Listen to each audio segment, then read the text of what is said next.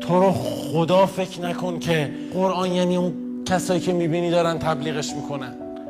ازت خواهش میکنم قرآن رو ندوز به اونا خودشونو دوختن به قرآن.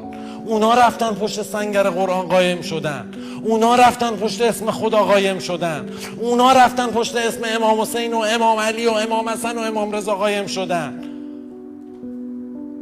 اونا رفتن مغلطه و سفسطه یاد گرفتن، میتونن یه جوری حرف بزنن که تو. خدا اونا نیست، قرآن اونا نیست.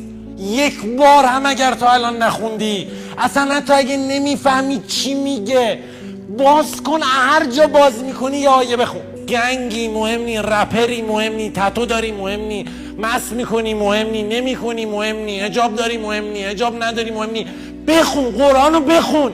دوش آب یخ میگیرم. اینا با کلاس همه دوست دارن بگن من اینا رو انجام میدم، ولی میخوای بگی قرآن میخونم، میگه افته، انگار امولی، انگار عقب مونده ای، انگار تو نمیفهمی، انگار تو بروز نیستی، انگار تو آپدیت نیستی. مثل این میمونه یه پسر یا یه دختری بره توی مهمونی بگه من مشروب نمیخورم، همه میگن بچه ننه. بچه ننه بودن نیست، قوی بودن، عزت نفس داشتنه.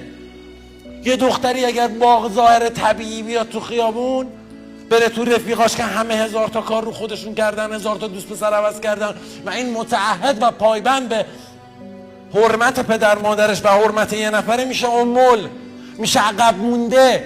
جای درست و غلط رو عوض کردن در من و شما.